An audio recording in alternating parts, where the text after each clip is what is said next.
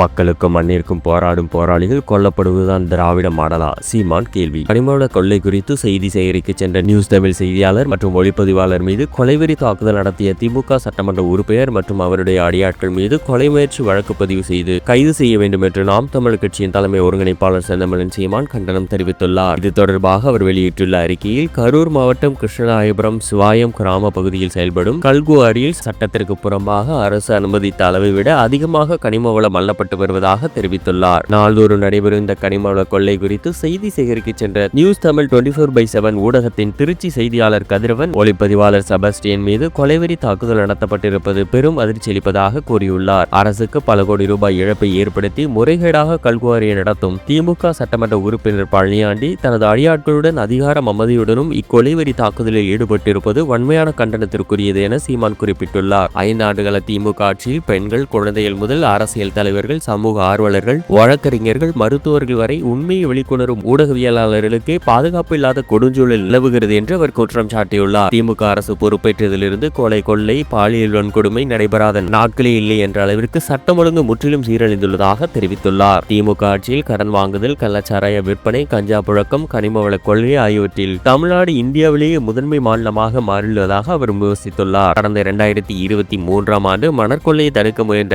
தூத்துக்குடி மாவட்டம் முரப்பநாடு கோவில்பத்து கிராம நிர்வாக அலுவலர் ரூது பிரான்சிஸ் அரசு அலுவலகத்திலேயே மணற்கொள்ளையர்களால் வெட்டி கொல்லப்பட்டதையும், கடந்த ஆண்டு கனிமவள கொள்ளைக்கு எதிராக போராடிய திருநெல்வேலியைச் சேர்ந்த சமூக ஆர்வலர் அன்புத்தம்பி பெர்டியன் ராயன் மீது கொலைவெறி தாக்குதல் நடத்தப்பட்டதையும் அவர் நினைவூட்டியுள்ளார். அதனைத் தொடர்ந்து திருமயம் சமூக ஆர்வலர் ஜகுபர் அலி கனிமவள கொள்ளையர்களால் வாகனம் ஏற்றி படுகொலை செய்யப்பட்டதையும், தற்போது நியூஸ் தமிழ் 24/7 செய்தியாளர் மற்றும் ஒளிப்பதிவாளர் மீது கொலைவெறி தாக்குதல் நடத்தப்பட்டது வரை கனிமவள கொள்கையரின் வன்முறை தொடருகிறது என்றும் தெரிவித்துள்ளார். இதனை தடுத்து நிறுத்தாமல் திமுக அரசு வேடிக்கை பார்ப்பது வெட்கக்கேடானது என சீமான் குற்றம் சாட்டியுள்ளார். சமூக அவலங்களுக்கு எதிராக சட்ட போராட்டம் நடத்தும் சமூக ஆர்வலர்களுக்கே பாதுகாப்பு இல்லை என்றால் திமுக ஆட்சியில் சாமானிய மனிதர்களின் நிலை என்ன என்ற கேள்வி எழுப்பியுள்ளார். கனிமவள கொள்ளைக்கு எதிராக போராடுபவர்களை அரசே கைது செய்வதும், கூலிப்படைகள் மூலமாக கொல்லப்படுவதும் தொடர்கதையாகிவிட்ட திமுக ஆட்சி மக்களுக்கானதா அல்லது கனிமவள கொள்ளையர்களுக்கானதா என வினவியுள்ளார். அரசு அலுவலர் முதல் சமூக ஆர்வலர்கள், ஊடகவியலாளர் வரை உண்மையும் நேர்மையுமாக மக்களுக்கு மண்ணிற்கு போராடும் போராளிகள் கொல்லப்படுவதுதான் திராவிட மாடலா என்ற கேள்வி எழுகிறது என்றும், நியூஸ் தமிழ் 24/7 செய்தியாளர் மற்றும் ஒளிப்பதிவாளர் மீது கொலைவெறி தாக்குதல் நடத்திய திமுக சட்டமன்ற உறுப்பினர் மற்றும் அவருடைய அடியாட்கள் மீது கொலை முயற்சி வழக்கு பதிவு செய்து கைது செய்து சட்டப்படி கடும் தண்டனை பெற்று தர வேண்டும் என வலியுறுத்தியுள்ளார். சிகரெட் விலை இன்று முதல் 8.5 ரூபாய் வரை உயர்வு. முழு விவரம். நாடு முழுவதும் சிகரெட் விலை இன்று முதல் உயர்வு அடைகிறது. மத்திய அரசு அறிவித்த கூடுதல் கலால் வரி விதி இன்று முதல் அமலுக்கு வருவதால் சிகரெட்டின் விலை கடுமையாக உயர்கிறது. 40% GST வரியுடன் கலால் வரி சேர்த்து ஒரு சிகரெட் விலை ரூபாய் 8.5 வரை உயர்கிறது. இன்று முதல் புகையிலை பொருட்கள் மீதான GST 28%இலிருந்து 40% உயர்த்தப்படுகிறது. கூடுதல் கலால் வரி மற்றும் பான் மசாலா மீது வரி அதிகபட்சமாக 40% GST விகிதத்துக்கு மேல் உயர்த்தப்பட்டுள்ளது. வரிக்கு பதிலாக புதிய கலால் வரி விதிக்கப்படுகிறது. 8.5 வரை கலால் வரி விதிக்கப்படுகிறது. சிகரெட்டின் நீளத்தை பொறுத்து ஒரு சிகரெட்டுக்கு 2 ரூபாய் 5 பைசா முதல் 8 ரூபாய் 50 பைசா வரை கலால் வரி விதிக்கப்படுகிறது. 65 மில்லிமீட்டர் வரை குறுகிய ஃபில்டர் இல்லாத சிகரெட்டுகளுக்கு ஒரு சிகரெட்டுக்கு சுமார் 2 ரூபாய் 10 பைசாவும் கூடுதல் வரி விதிக்கப்படுகிறது. 65 முதல் 70 மில்லிமீட்டர் நடுத்தர நீளமுள்ள சிகரெட்டுகளுக்கு சுமார் 3 ரூபாய் 60 பைசா முதல் 4 ரூபாய் வரை வரி விதிக்கப்படுகிறது. 70 முதல் 75 மில்லிமீட்டர் நீளமுள்ள பிரீமியர் சிகரெட்டுகளுக்கு சுமார் 5 ரூபாய் 40 பைசா வரை வரி விதிக்கப்படுகிறது.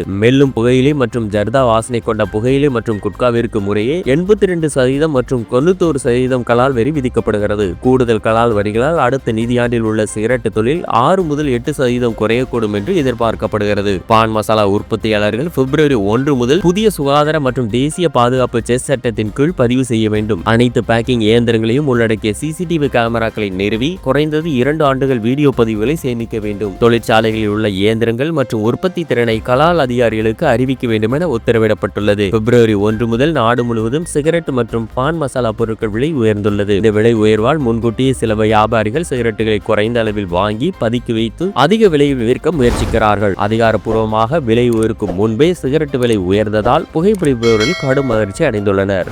தமிழ் அழிவதற்கு காரணம் சேர சோழ பாண்டிய மன்னர்கள். திருமாவளவன் அதிரடி. சேர சோழ பாண்டிய பல்லவ மன்னர்கள் எப்பேற்பட்ட மன்னாதி மன்னர்களாக இருந்தாலும் தமிழ் அழிவதற்கும் கலாச்சாரம் அழிவதற்கும் வழிவகுத்தவர்கள். அவர்களின் காலத்தில் தான் இந்த நாடு குட்டிச்சுவரானது என்று விடுதலை சிறுத்தையின் கட்சி தலைவர் தொல் திருமாவளவன் கூறியிருந்தார். ஈழத் தமிழர்களுக்காக போராடி உயிர் நீத்த முத்துக்குமார் நினைவு கூட்ட கூட்டத்தில் கலந்து கொண்டு பேசிய திருமா, எனக்கு எந்த அரசின் மீதும் மதிப்பு கிடையாது, எவனையும் பெரிய சக்தியாக பார்க்கவில்லை. அந்த மன்னர்கள் காலத்தில் தான் இந்த நாடு குட்டிச்சுவராக போனது, சமஸ்கிருத மயமானது, இந்துத்துவ மயமானது. கோவிலின் கருவறைக்குள்ளே இருந்த தமிழ் தூக்கி வெளியே வீசப்பட்டதெல்லாம் இந்த பாண்டிய, சோழ, சேர, பல்லவ மன்னர்கள் ஆண்ட காலத்தில் தான். வேள்வி நடத்தியவன், யாகம் நடத்தியவன் எல்லாம் தமிழ் பெயர்களை மாற்றி வடமொழி பெயர்களை தங்கள் பெயருக்கு பின்னால் சூட்டிக் கொண்டனர் என்று தெரிவித்திருந்தார். மேலும் ராஜராஜன் என்பது தமிழ் பெயரா, ராஜேந்திரன் என்பது தமிழ் பெயரா, எல்லோரும் வடமொழி பெயர்களை சூட்டிக் கொண்டவர்கள், வடமொழியிலேயே மயங்கி கிடந்தவர்கள், பார்ப்பனர்களின் வேள்வி யாகங்களில் மயங்கி கிடந்தவர்கள். அவர்கள் எப்பேற்பட்ட மன்னாதி மன்னர்களாக இருந்தாலும் என் தமிழ் அழிவதற்கும் கலாச்சாரம் அழிவதற்கும் வழிவகுத்தவர்கள் என்பதை உணர்ந்தவன் நான் என்று தெரிவித்தார். எனக்கு ஆண்ட பரம்பரை என்று சொல்வதில் எந்த பெருமையும் இல்லை, அதில் உடன்பாடும் இல்லை. வெறும் மொழி பற்றி எனக்கு கிடையாது, வெறும் இனப்பற்று, இன உணர்வு எனக்கு தேவையில்லை. அதுதான் பெரியாரின் பார்வை. சாதியை ஒழிக்காமல் இங்கே சமத்துவத்தை நிலைநாட்ட முடியாது என உறுதியாக நின்றவர் தந்தை பெரியார் என்று அவர் தெரிவித்தார். இந்த பேச்சு தற்பொழுது சமூக ஊடகங்களில் பெரும் பேசுபொருளாக மாறியுள்ளது.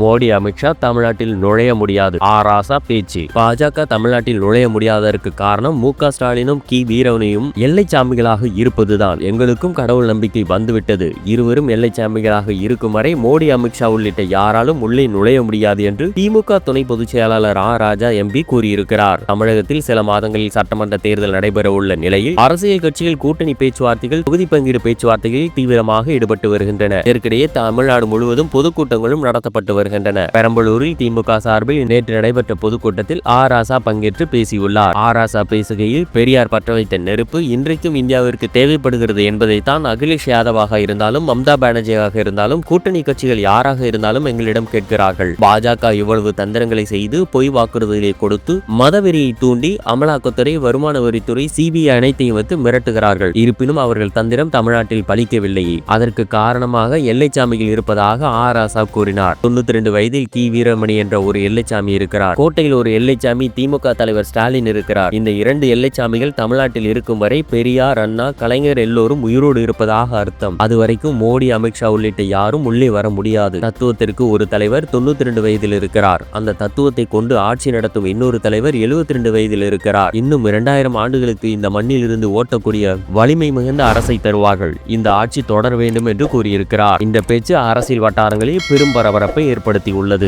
எடப்பாடிக்கு பதிலடி கொடுத்த எம்.ஆர்.கே. பன்னீர்செல்வம். திமுக அரசை விமர்சித்த அதிமுக பொதுச் செயலாளர் எடப்பாடி கே. பழனிசாமிக்கு திமுக அமைச்சர் எம்.ஆர்.கே. பன்னீர்செல்வம் பதிலடி கொடுத்துள்ளார். டெல்லி ஓனர்களுக்கு அடிமையாக வாழ்வதிலே தனக்கு நிகராக யாரும் வந்துவிடக் கூடாது என எடப்பாடி பழனிசாமி சரித்திர புத்தகங்கள், சர்வதிகாரிகள் என்றெல்லாம் நகைச்சுவை செய்து கூறினார் என்று எம்.ஆர்.கே. பன்னீர்செல்வம் விமர்சித்துள்ளார். அமைச்சர் எம்.ஆர்.கே. பன்னீர்செல்வம் வெளியிட்டுள்ள அறிக்கையில், உலக சர்வாதிகாரிகள் அத்தனை பேரின் டிஎன்ஏவாக இருக்கும் எதிர்க்கட்சி தலைவர் Edappadi K. Palaniswami Hitler, Mussolini, Nero போன்றவர்களை எல்லாம் திமுக ஆட்சியின் மீது அடைமொழியாக காட்டுவது அரசியல் அவலம். வரலாறு தெரிந்தால் பேசுங்கள் பழனிசாமி அவர்களே, இல்லை என்றால் வழக்கம் போல் அடிமைத்தனம் என்ற விசுவாசத்தை மட்டுமே மோடிக்கு காட்டிக் கொண்டிருங்கள். ஜெர்மனியின் சர்வாதிகாரியான ஹிட்லரை 2ஆம் உலகப் போரின் இறுதியில் வீழ்த்தியது ஸ்டாலினின் செம்படைதான். இந்த சட்டமன்ற தேர்தலில் முதலமைச்சர் மு.க. ஸ்டாலின் படை மீண்டும் ஆட்சி அமைத்து உங்கள் எதிர்க்கட்சி பதவியும் வீழ்த்தும். எதிர்க்கட்சி தலைவர் பதவியும் பறிகொடுத்து விட்டு நிற்க போகிறீர்கள். தற்போதைய கருத்து கணிப்புகள், பெண்களின் பெரும்பான்மையான ஆதரவு மற்றும் முன்னணி ஊடகங்களின் விவரங்கள் திமுக வெற்றியை காட்டினாலும் எடப்பாடி பழனிசாமி அதை ஏற்றுக்கொள்ள முடியாமல் அவதூறுகள் மற்றும் விமர்சனங்களை அள்ளி தெளிப்பதாக சொல்லப்படுகிறது. டெல்லியில் சதி திட்டம் தீட்டி சர்வாதிகார எண்ணத்தோடு தமிழ்நாட்டின் மீது ஏவப்படும் எந்த ஆதிக்கத்தையும் வெற்றியடைய விட மாட்டோம். எந்த கொம்பனாலும் தமிழ்நாட்டை தலை தாழ்த்தி விழ முடியாது என்பதில் உறுதியாக போராடி கொண்டிருப்பது திராவிட மாடல் அரசும் மாண்புமிகு தமிழ்நாடு முதலமைச்சரும் தான். மத்திய பாஜக அரசு தமிழ்நாட்டுக்கு செய்யும் அநீதிகளுக்கும் அவர்களது தமிழ் பகை நடவடிக்கைகளுக்கும் எதிராக தமிழ்நாட்டை தலைகுனிய விடமாட்டேன் என்று சொன்னால் பழனிசாமிக்கு ஏன் ஏறுகிறது? இவ்வாறு கடுமையாக விமர்சித்துள்ளார்.